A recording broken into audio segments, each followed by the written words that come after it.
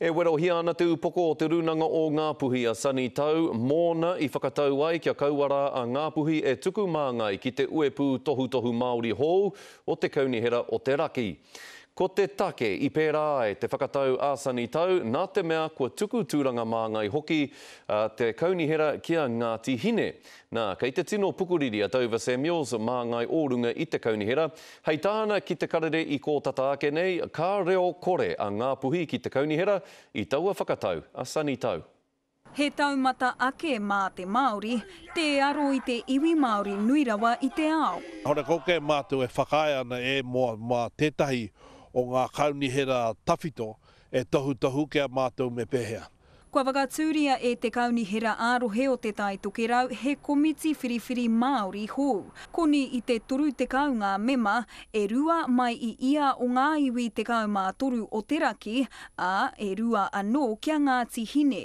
Me he mea ko te whakahou wei ko tētahi hapu me hau katoa ngā hapu katoa ki roto. E whakakore ana tau i te whakapae, he mea pue ake tēnei i ngā tau kume roa i wānga i aia me Ngāti Hine mō ngā take tiriti o te raki. Ko tana pūhae nui, ko tana whakamau nui, ko te noho i te tēpu me Ngāti Hine.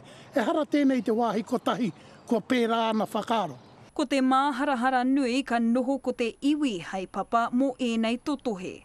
Kei te aroha ke au, mo te whānui atu o Ngāpuhi nai nei, a kua hau kotia pēr ngā whakaro i runga i te kore e pai o te tangata kotahi, ki te noho tahi me mātou.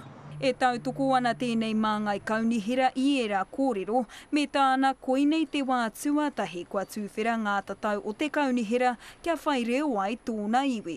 E hatara ki te whakapua ki te kuaha o te kaunihera, kia hau mai i ngā whānau ngā hapu ki te haka whiti kōrero mō ngā take e pāna ki a rātau. E hatara ruraru. Hei te marama e tū nei tū wai te hui tuatahi a te komiti ki Otiria Marae arā ki te manawa o Ngāti Hine. Aha kua ia he hui tūwhera, tai huaka ki te mena ka tai atu atau ki te whakatau i te ara whakamua mō tōna iwi. O Rini Tipini Leach, te karere.